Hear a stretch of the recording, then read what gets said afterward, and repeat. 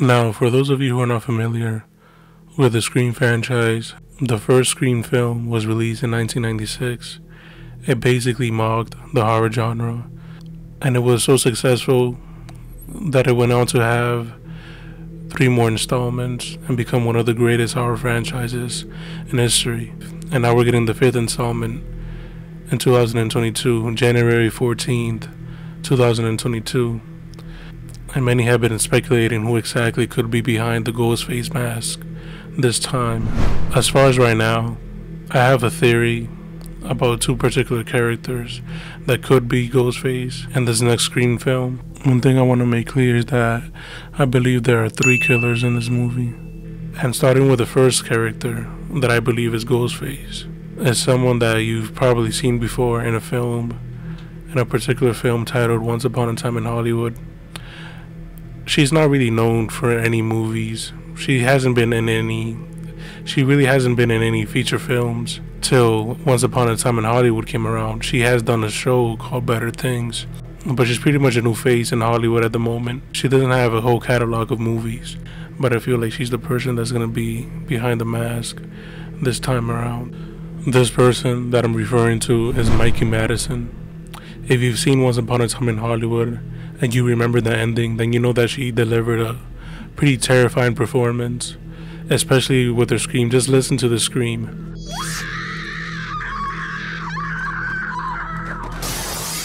I personally went to the theater and I saw this and it terrified me. Just her performance, the way she was screaming, just the way that she was screaming, it really gave me chills. And I feel like the producers and the filmmakers behind this new Scream film, they saw that performance and they liked it and they chose her to be this Ghostface. Now, one other thing to know is that in the new preview that was released, Ghostface can be seen with a flamethrower. And Once Upon a Time in Hollywood, Mikey Madison's character, Sadie, she gets flamed on fire by Leonardo DiCaprio's character, Rick Dalton. And I feel like, based on what Quentin Tarantino said about the ending, he said that it was his version of what a horror movie would look like if he ever made one. And with the Scream franchise that pays homage to the horror genre, I feel like they took some inspiration from the ending of Once Upon a Time in Hollywood, Quentin Tarantino's interpretation of what he would do in a horror movie. But that's just one of the many things that really caught my attention. Also, the filmmakers in that same summer when Once Upon a Time in Hollywood was released, they also had a movie for themselves called Ready or Not released. So they were probably keeping up to speed with the new releases that were hitting theaters in that particular summer. If you remember, Ready or Not is a really, good horror movie. And as far as I'm concerned, I personally wouldn't put it past them that they took some inspiration from the ending of Once Upon a Time in Hollywood. Like I said, there's just, too many, comparisons when it comes to that film with what they're showing in this preview. There's a flamethrower involved, and there's a character lit on fire. The same character that was lit on fire in Once Upon a Time in Hollywood, she was casted in this. She has no other movies.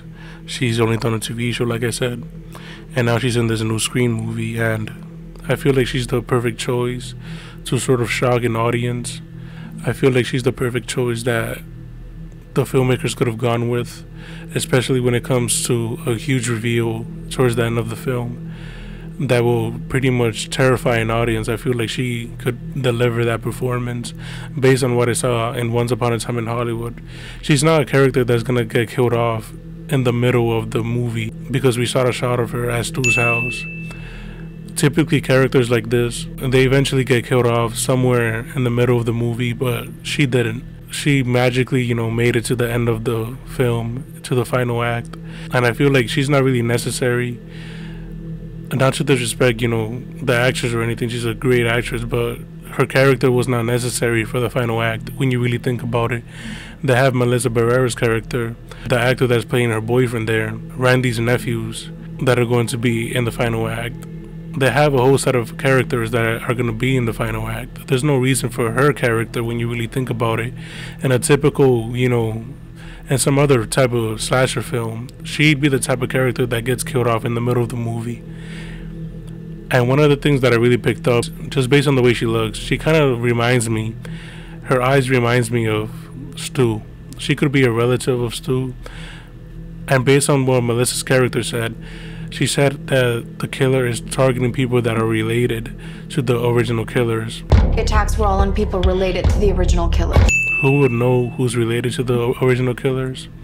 Someone who is, related when you really think about it.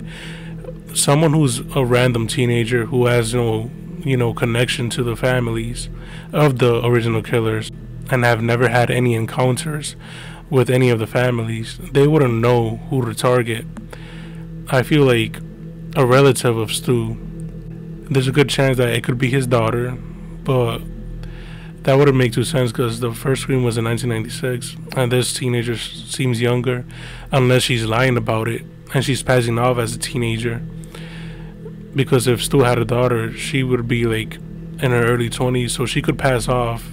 Some girls could pass off in their 20s as a teenager, and she could be doing this.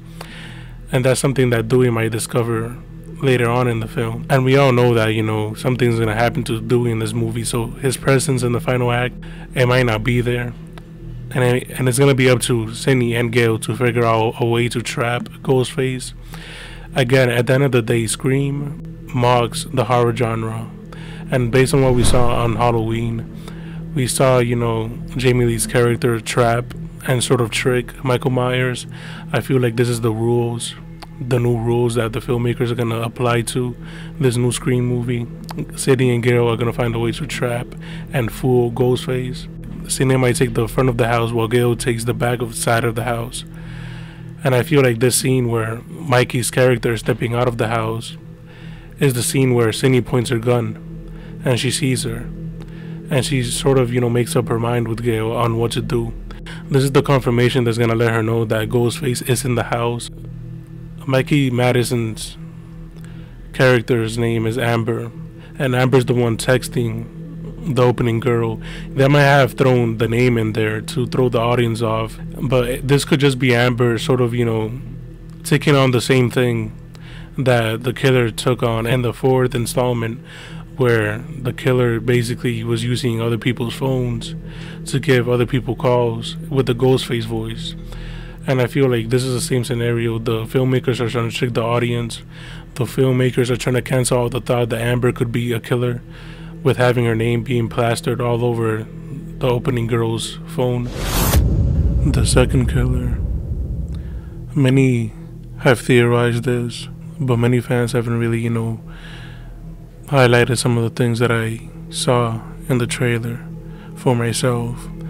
And one of the things I feel the filmmakers of the film are doing is they're trying to cancel out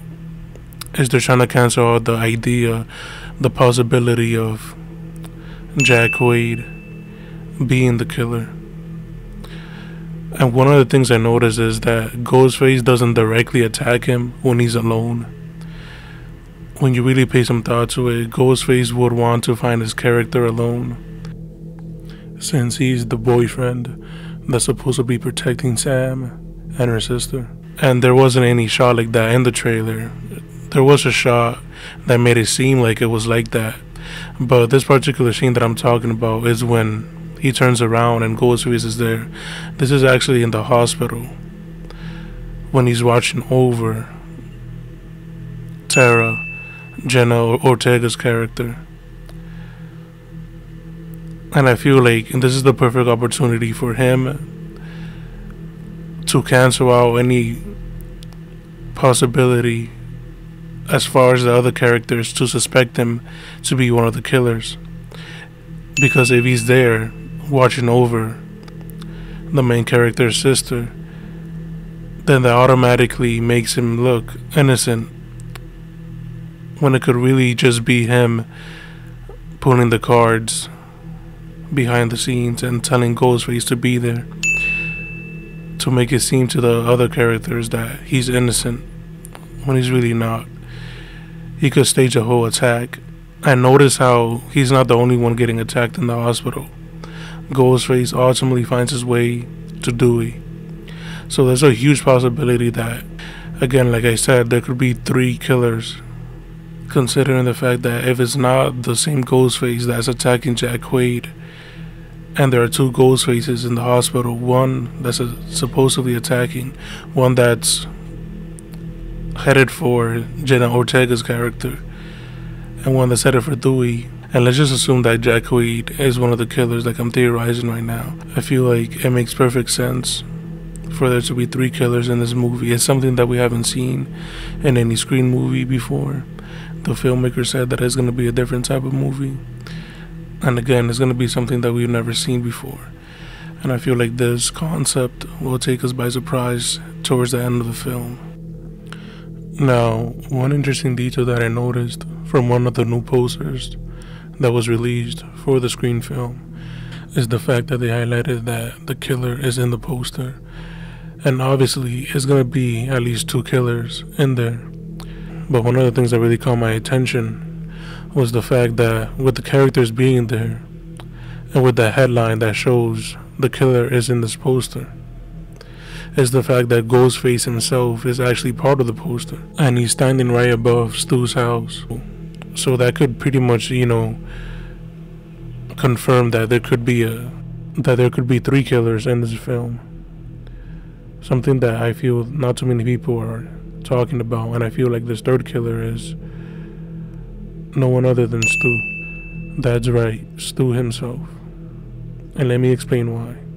I feel like with the way Matthew Lillard has been joking about his appearance and the survival of Stu's character throughout the year since the film went into production and started filming, I feel like there's a good chance that Stu could be the one behind all of this. It's the original plan for the third installment. Stu was actually still alive. Not many fans know about this, but he was supposed to return for the third installment, and he didn't, based on some things that happened in real life that stopped the production for that film to go through. And I feel like this is the perfect opportunity to give the fans fan service and having Stu returned. And I feel like Matthew Lillard slipped up in one of the interviews that he was giving. I'll play the clip here. He was being asked the question which of the Scream movies that he's been, that he's watched. He mentioned Scream, Scream 2, and Scream 5. But then Ski stopped him and he immediately changed his answer to 4. And in that same week, there was a screening of the final cut of the film that Melissa tweeted out in her Twitter. Have you guys seen the other ones? Are you continuous fans of it? I saw 2 and 5. I did not see 3. 2 and 4. 2 and 4. 2 and 4. Okay. Yeah, that's pretty much it, guys. That's what I think about this at this point. These are the killers that I believe are gonna, be behind the mask. But let me know what you guys think down in the comment section. Who do you guys think is Ghostface at this point? Like Coney Cox said, it could be anybody behind the mask. Anybody can be Ghostface. Let me know your guys' predictions, your theories down below. Hit the like button, subscribe. And if you haven't watched Scream, please make sure to watch it. It's one of the best horror movies in history. One of the best horror franchises in history. It's very entertaining as far as, mocking other movies. If you're familiar with the whole scary movie, comedy movies, those films borrowed and basically stole the whole concept that Scream was doing. The first title that Scream had was Scary Movie. Their whole thing was to mock the horror genre because the horror genre was becoming a joke in the 90s, and they basically, had fun with it. But let me know what you guys think down in the comment section. Hit the like button, subscribe, and I'll catch you in the next video. Thank you for watching.